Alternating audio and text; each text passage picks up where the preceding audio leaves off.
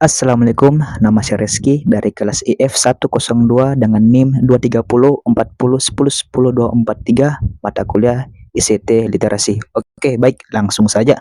Di sini kita akan mempresentasikan tentang Doron UIV dalam pandangan atau perspektif informatika.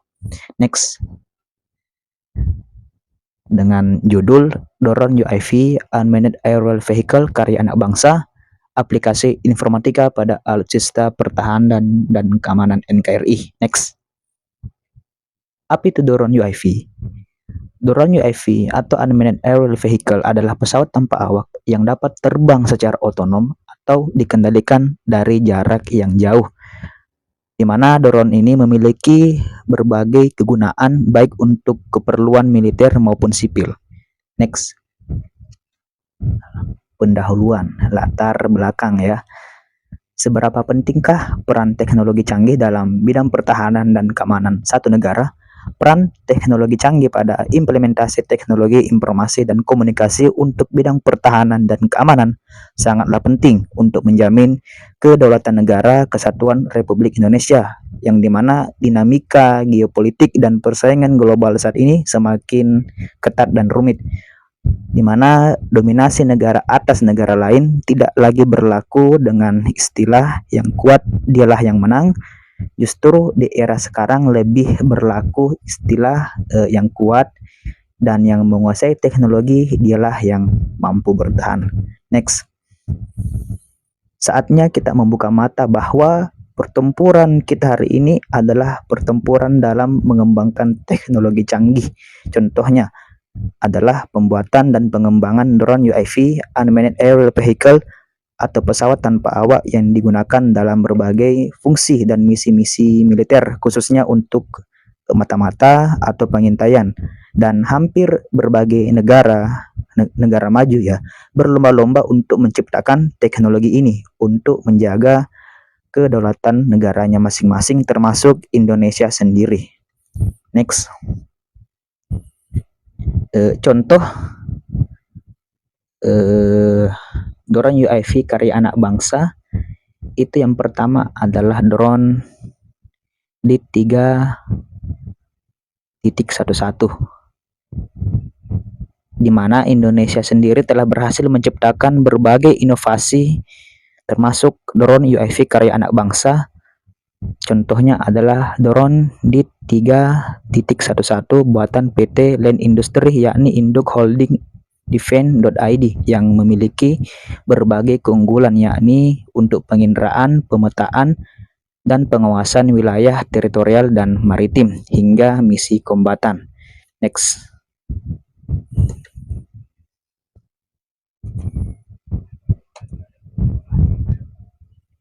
Yang kedua adalah drone elang hitam. Drone ini merupakan buatan dari PT Land Persero dengan tujuan untuk pengintaian, patroli perbatasan, dan untuk operasi pertempuran darat maupun laut. Keunggulan teknologi drone ini adalah dibekali 60 mm peledak dan 5,56 assault rifle dengan daya angkut 10 kg dengan kecepatan maksimum mencapai 60 km per jam dan jarak tempuhnya mencapai 5.000 meter dan ketinggian 900 meter. Next. Kemudian ada Kamikaze Drone Mini B, adalah drone yang diproduksi oleh PT Pindad dengan kelebihannya adalah mampu membidik dan menghancurkan target sasaran dalam hitungan detik dengan jarak sejauh 20 km dan dengan kecepatan dapat mencapai 250 km per jam menuju target dan dapat menempuh jarak sejauh 25 km. Next. Rumusan masalah.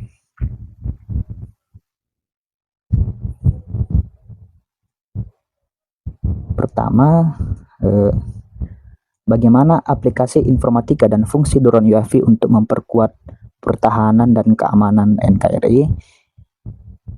Apa saja tantangan dan hambatan dalam pengembangan drone UAV karya anak bangsa? Lalu bagaimana langkah selanjutnya agar drone UAV karya anak bangsa dapat menginspirasi anak-anak Indonesia lainnya untuk mengembangkan dan menciptakan karya inovasi pertahanan lainnya?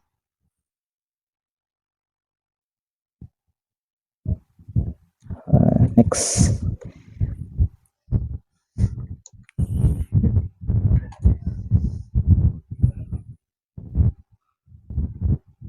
next. Maaf ya, agak gangguan sedikit.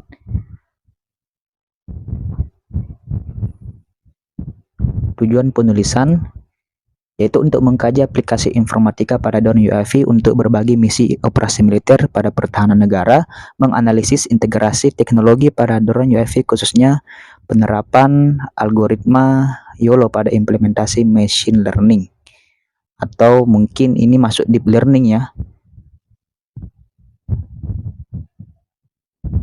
Dan selanjutnya untuk menekankan keunggulan drone UAV sebagai karya anak bangsa yang tidak kalah dengan produk asing. Lanjut. Next. Pembahasan bagaimana aplikasi informatika pada drone UAV untuk perkuat pertahanan dan keamanan NKRI. Lanjut. Next.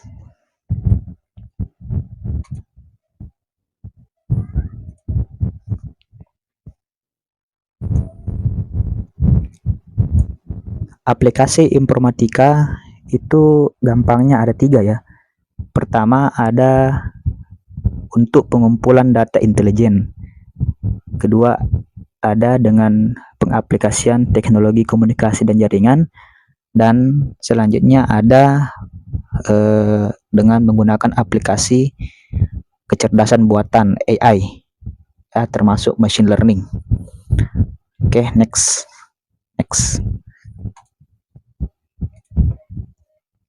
Oke, kita akan bahas pengumpulan data intelijen. Jadi pada pengumpulan data intelijen ini ada 2 ya. Ada yang teknologi yang dibekali dengan kemampuan surveillance dan reconnaissance dan big data analitik ya. Jadi pada surveillance dan reconnaissance itu pada drone UAV dilengkapi dengan sensor canggih seperti kamera thermal ya, ini untuk mendeteksi suhu ya. Ada lidar dan radar untuk memantau aktivitas di wilayah perbatasan dalam menjalankan operasi.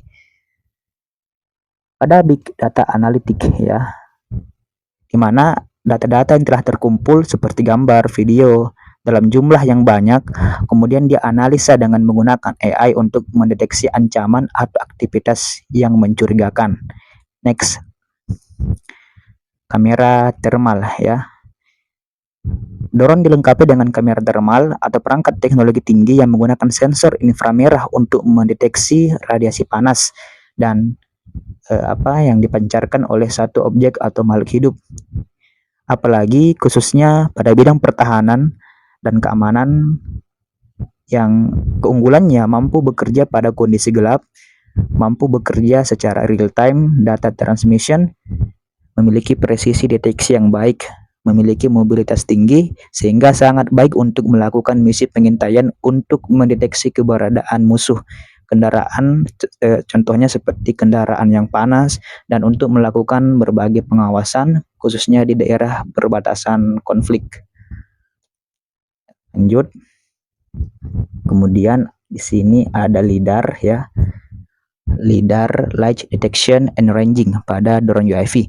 Lidar atau light detection and ranging adalah teknologi laser pada drone yang ditembakkan pada sasaran yang kemudian dikumpulkan menjadi beberapa informasi dan data mengenai permukaan area dengan hasil 3 dimensi. Jadi dapat kita lihat ini ada ilustrasi ya, sebuah pesawat UAV dia menembakkan satu laser ya. Setelah menembakkan laser tersebut, itu akan mengumpulkan beberapa informasi atau data mengenai permukaan area sehingga dapatlah hasil seperti ini dengan hasil 3 dimensi. Oke, next. Lanjut.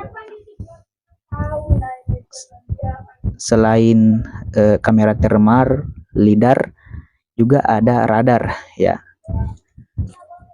Jadi singkatnya radar atau radio detection and ranging adalah sistem yang menggunakan gelombang radio yang berfungsi untuk mendeteksi, mengukur jarak, dan mengidentifikasi objek-objek di sekitarnya. Next.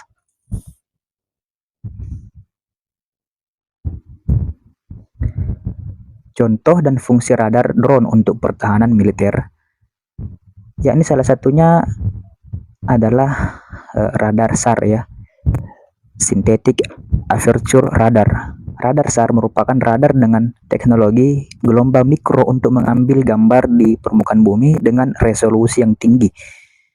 Cara kerja dari radar ini adalah dengan mengirimkan pulsa energi dan merekam sejumlah energi yang dipantulkan kembali dari permukaan bumi.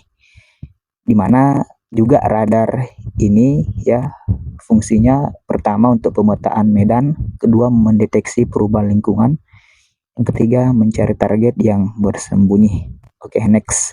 Lanjut.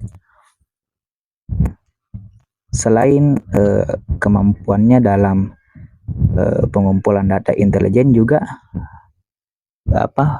dia diaplikasikan pada teknologi komunikasi dan jaringan seperti jaringan IoT, Internet of Things.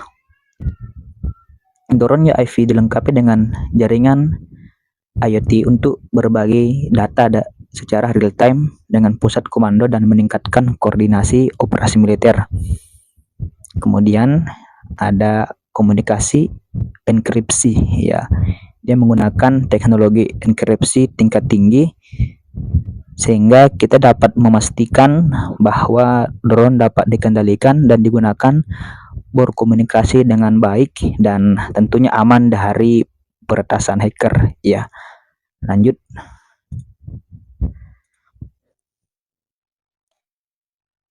Tentunya kita bertanya-tanya mengapa bentuk kepala drone UAV dibuat menggembung ya, tidak seperti pesawat pada umumnya. Jadi bukan tanpa alasan ataupun sekedar gaya-gayaan atau cuma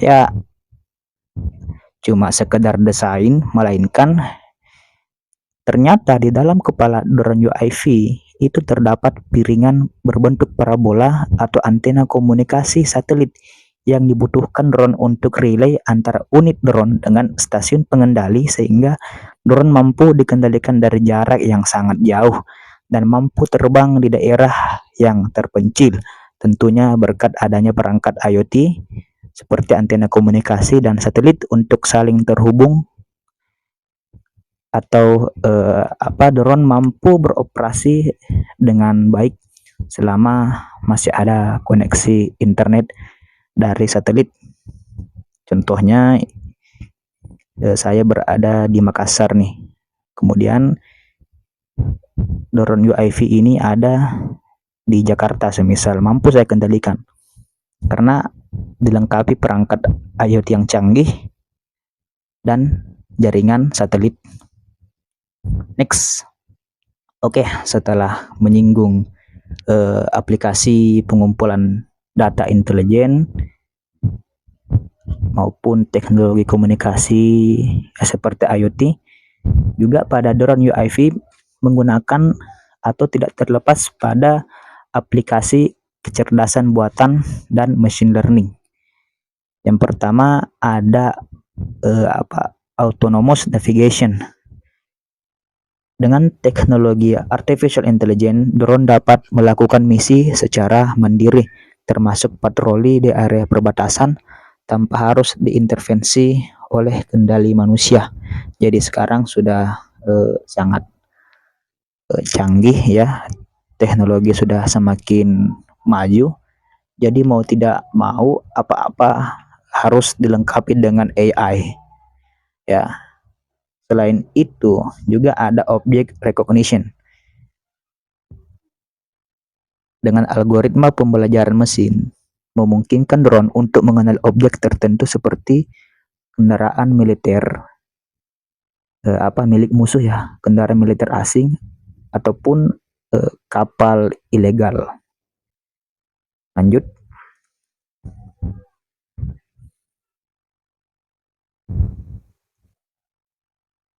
Oke, pada drone UAV juga menggunakan machine learning ya, yang tergolong deep learning gitu. Jadi deep learningnya ini memanfaatkan algoritma YOLO ya. Jadi algoritma YOLO sendiri atau You Only Look Once adalah algoritma deep learning untuk melakukan deteksi objek dengan keunggulan mampu melakukan deteksi secara real time dengan proses yang cepat dan efisien. Dengan keunggulan penggunaan YOLO di bidang pertahanan akan sangat berfungsi ya, dan tentunya sangat berguna lah, dimana untuk mendeteksi objek secara akurat ya, melacak objek, mendeteksi objek, melacak objek seperti musuh ya, melakukan pengawasan, surveillance ya, apalagi untuk penguncian target di dalam penyerangan, juga melakukan analisis medan operasi. Next.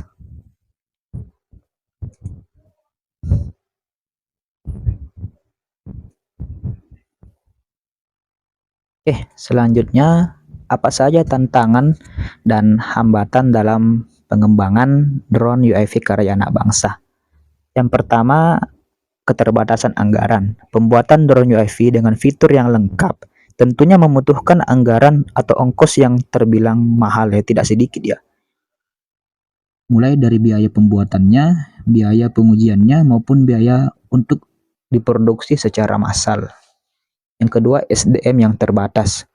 Untuk membuat atau memproduksi drone UAV membutuhkan tenaga ahli yang mumpuni, seperti sumber daya manusia yang ahli pada pemrograman AI, ya, ahli elektronik, penerbangan, ahli desain aerodinamika, dan ahli-ahli lain untuk dikolaborasikan menjadi satu. Yang ketiga itu regulasi kebijakan. Regulasi atau kebijakan pemerintah yang kurang mendukung. Seharusnya pemerintah membuat kebijakan yang mengutamakan karya anak bangsa ya, atau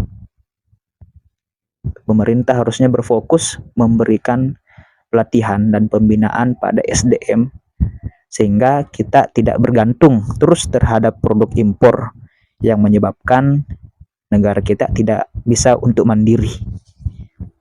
Yang keempat, ketergantungan produk impor. Banyak komponen drone UAV seperti prosesornya, kameranya, baterainya, maupun komponen-komponen lainnya masih diimpor. Negara tidak akan pernah menjadi mandiri kalau kita tidak berani mengambil langkah yang berani. Tentunya untuk memproduksi dan mengembangkan karya anak-anak bangsa. Harusnya kita mampu bisa memproduksi secara mandiri sih. Sayang sekali ya. Yang terakhir, kurangnya dukungan dari masyarakat. Banyak pencapaian prestasi internasional dan pengembangan teknologi, termasuk salah satunya drone UAV karya anak bangsa, namun justru kurang mendapatkan dukungan dan apresiasi dari masyarakat, di mana masyarakat seringkali lebih bangga dan lebih kagum terhadap produk asing. Next. Sayang sekali ya, harus diperbaiki nih. Bagaimana langkah selanjutnya agar drone UAV karya anak bangsa dapat menginspirasi anak-anak Indonesia lainnya untuk mengembangkan dan menciptakan karya inovasi pertahanan lainnya? Next. Cukup dua sih ya bagi saya, edukasi dan viralisasi. Salah satu indikator untuk mengukur atau mengetahui majunya satu bangsa dilihat dari sistem pendidikannya. Sudah saatnya kita meninggalkan sistem yang lama dan tidak relevan. Sistem pendidikan kita harusnya terintegrasi pada perkembangan teknologi yang relevan. Contohnya mengintegrasikan materi pembuatan drone UAV ya dengan artificial intelligence pada mata pelajaran sains dan teknologi. Hampir seluruh masyarakat plus 62 atau Indonesia sekarang itu didominasi oleh Gen Z dan milenial.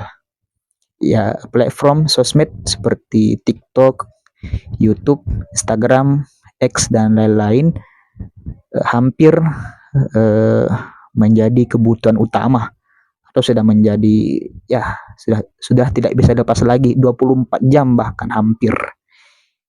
Ya, inovasi teknologi juga lumayan diminati. Ya, kalau semacam hiburan, aduh itu yang paling booming sih di sosial media.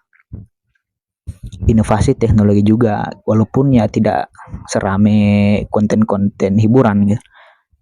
Ya, maka pentingnya kita kompak memviralkan karya-karya anak bangsa atau hal-hal yang sifatnya edukasi gitu.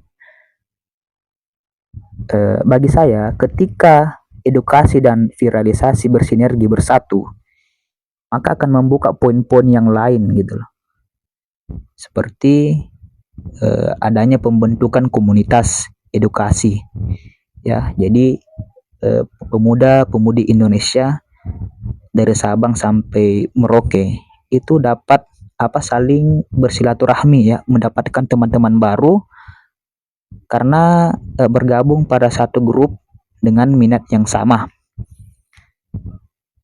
Selain itu juga akan adanya kompetisi dan event-event yang berkaitan dengan teknologi, bahkan akan mendapatkan dukungan pemerintah beserta apresiasi dari beberapa pihak. Next. Oke, cukup sampai di sini dulu. Ya, itu saja. Saya sadar pada presentasi saya ini masih memiliki banyak kekurangan, ya, jadi ya mohon maaf. Ya, kalau ada pertanyaan jangan lupa like dan subscribe ya kawan-kawan. Silahkan kita saling sharing di kolom komentar. Ya, sudah cukup. Itu saja. Saya tutup dengan ucapan wallahi hadi ila darissalam. Wassalamualaikum warahmatullahi wabarakatuh.